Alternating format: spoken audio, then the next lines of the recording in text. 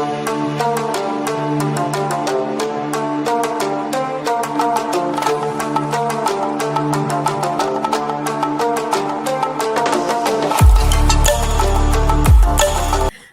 everyone, I'm Disha Rana here with another episode of Placement Talks. Today we have with us Ishita Dasgupta. Hi Ishita.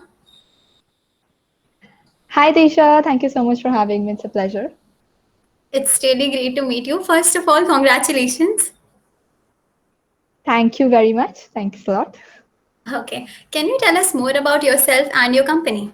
Hi, everyone. I'm Ishita. I have currently completed my third year as a computer science engineering undergraduate at VIT Chennai. I am highly passionate about data science and implementation of computer vision, AI, and NLP in real life applications. I'm right now having a CGPA of 9.33, and I'm currently interning at Optum United Health Group, about which today's session is going to be. And UHA is ranked at fifth position in Fortune 500 company list, and I'm really grateful to my college placement cell for giving me this wonderful opportunity. So I am currently working there as a software developer in the backend portion, along with Spring Boot and Hive. And the role comes with a monthly stipend of 35,000. It's of 2 months duration. A lump sum of 50,000 and traveling allowances were also provided, but were waived off due to the pandemic situation and the conversion to the totally remote mode. So yeah, that's it about me and the company. Wow, that was really insightful. Can you tell us more about the application and the selection process of the company?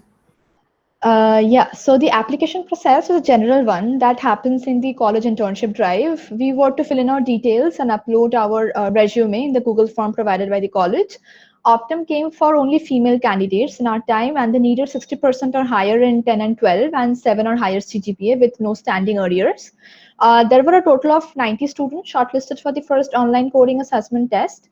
And then 43 proceeded to the next round, which was technical interview. And finally, 22 students cleared it off and got the offer. Can you tell us more about the coding round and what kind of questions were there? Because all of us know that coding is really, really important. So, what are the important topics that you got questions from? The coding round was basically a 75 minutes duration round, which had 26 questions. 25 were a mixture of analytical and technical questions, and one was coding. The technical question part was for me a little bit on the harder side because it had several topics like ranging from SQL to networking, OS concepts, indexers, data structures, time complexity, finding out of situations, and then even the scheduling problems as well. So that was the hardest part in the entire coding round. And the coding question was an easy one, relatively. Like it was related to a board game, which had the concepts of matrix, greedy, and a few basic mathematical operations. Okay, so now I want to know more about how to build the perfect resume because to grab the opportunity, we need the perfect resume. So how did you make your resume? So this part is going to be a long one because I really want to help you all to build the resume properly because like a good resume is very crucial, you know. And I remember watching so many YouTube videos and I've been reading through so many articles to finally find the best structure, which according to me right now is that keep it restricted to one page. Like your way of including the most about yourself and you know the most essential information and also wrapping it up within one page, it really speaks a lot about you as a potential candidate. And projects and work experience are also definitely very very important in your resume. Like just take a couple or more of the ones you are really passionate about. Don't have to move for like lots of internships or lots of experiences. They don't matter so much. The quality does, not the quantity. Like for me, I wanted to personally explore the web development side, for which I took up my first internship at a normal startup, and then the Tech Mahindra internship, which I did for 6 months. It was a totally on like artificial intelligence implementation in real life e-commerce application. So those two experiences in my resume helped a lot. And right now I'm interning at Optum definitely. But what I'm really passionate about in general is research. So like I have an inclination towards data science implementation in broader arenas like agriculture, healthcare, and like midday meal. So I kept it for sure that all of the important research aspects that I have, like I have four research papers already published, three in Scopus, one in Springer, including two international conference papers as well. So I made sure that all of these experiences are listed first in my resume because I want to showcase my research inclination in my resume first. So like I can also say that I got into NTU Singapore, which is QS World Rank 12th right now because you have to make your resume stand out in any way, because that is very much important. Like what you are doing, what you are really passionate about, you have to showcase that, and it would be very useful to you if you can manage to wrap it up in one page, because lots of recruiters get so many applications every day, every moment, so you just have to make it stand out as well as limit it to a shorter frame as well. So that's it. I think this is going to be really, really helpful to all our viewers. Okay, so we've talked about the resume, but can you tell us what is the importance of a good CGPA? Is it really important, or it's just about the knowledge and not at all about the CGPA? CGPA maintenance is very, very important. I know it's tough, but it's not impossible. So I would just say that an effective time management routine is all you need. That's all. Like you should devote a particular time to your college studies dedicatedly. Like do your projects work a little bit earlier, assignments, lab submissions a little bit early. I know it's like easier said than done, and I myself couldn't follow it for a greater part.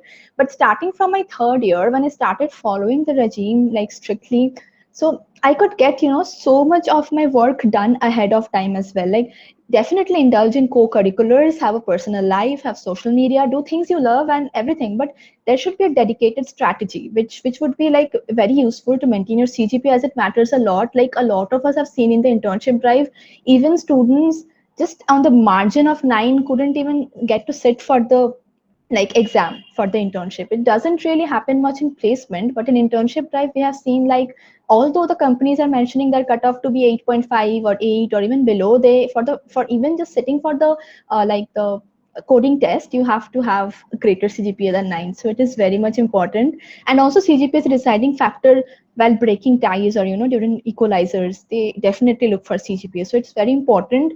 It's even more important than we actually assume. So we should not take CGPA maintenance lightly at all, I would say. Okay, so now can you tell us more about the resources that you used for your preparation?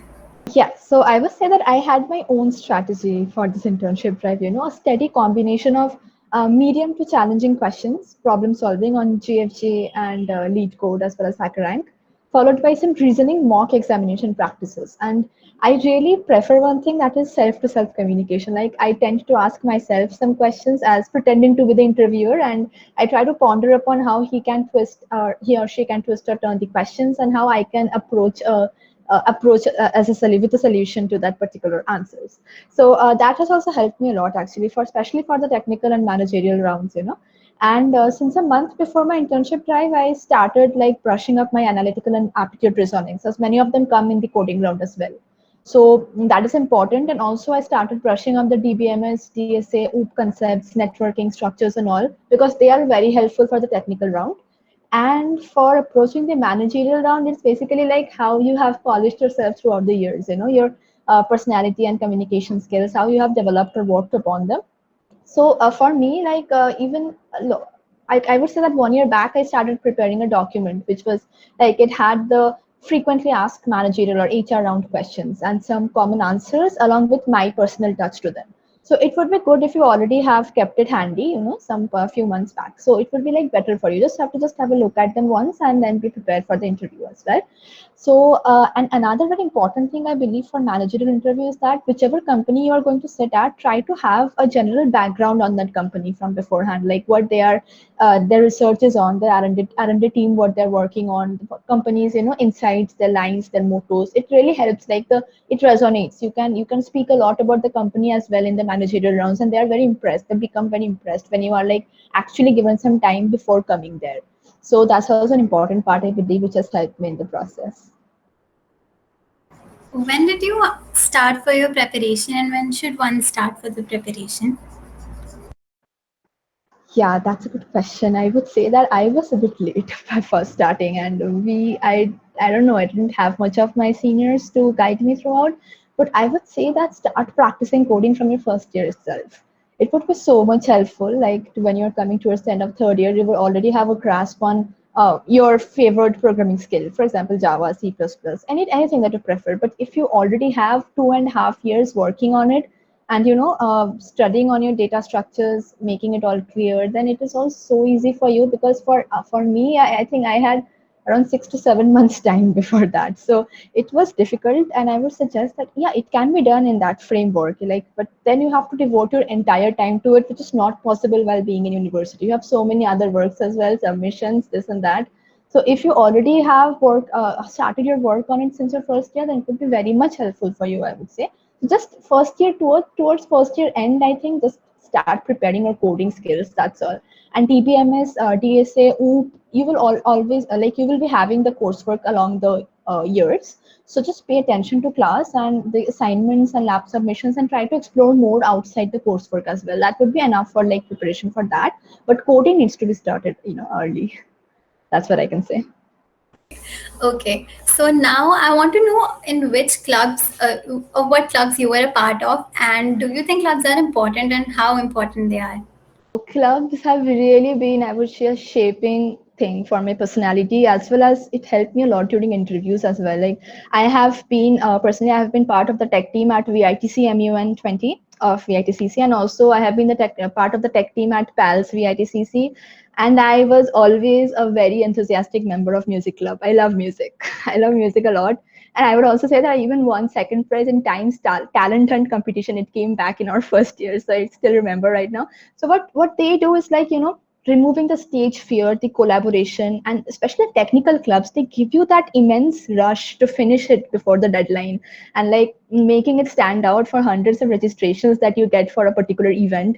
It really helps a lot. And I would also suggest you all that even if you have an inclination towards technical side, do not stop yourself from going into marketing aspects of clubs as well. Like you get to talk to so many people and impromptu answers and questions and getting to know them, but it really helps them a lot. Like in the managerial interview sessions, whatever's not only I'm not restricted to only the internship that I'm talking about, like Optum UHG, but also in general interviews as well, or even while speaking for, let's say, hackathon presentations. The way to present your the questions they might ask, you already can comprehend what they will ask next. So all of this comes from experience, which every club offers. Every club has a unique something to offer, and it is very, very important to indulge in them, I think. So it has worked a lot for me too, and I hope it will for all of you also. So this is a huge journey. Like, is there anything you feel that someone told you in the beginning of your journey that you would like to tell us, your juniors? Like never let anyone stop you from anything dreaming. Your dream should be like big, no matter whatever you do, where you at any level, your dream should be very big. And like I have gotten this a lot, and many of us will get this a lot, is that IITs and NITs being the premium institutions, you get to achieve the most if you're part of that. Well, it's not really true. You can see a lot of our batch, or even earlier batches, or even in your batches also, like so many people achieving so many. Because to be honest, nothing matters after you enter your college life. You start your university. No background of any other, like whether you're IITN or whether you're NITN or VITN, nothing really matters. It matters like how you are honing your skills and how much you are getting closer to the dream or the aim that you have already set upon. So this was one thing which always used to come to us, like while joining the university, not even from students but also from several parents as well. So I would just tell you all that just don't indulge in all of this. VIT is one of the best institutions right now in India, and anything can be done from here, and also lots of international opportunities are also provided from here. So just keep doing and giving your best, and indulge in as many co-curricular activities as you want. Everything can be done on time. You just need a strict time management routine. That's all. Like I myself, I never have been a total bookworm. I tend to do a lot of things. Like my hobbies also, they range from, I can say, music to baking. So I try to do a lot of things together, but as well as be dedicated to the coursework and the academic work as well, because that is a really paying factor. That will, like, your actions will show you like who we are becoming, and it will also help you to propel you closer to your goals and aims in life. Thank you so much for your time. I learned a lot today, and I'm very sure all our viewers also learned a lot today. Thank you so much for your time. I wish you all the very best for your future. Thank you. Thank you so much, Tisha, for having me.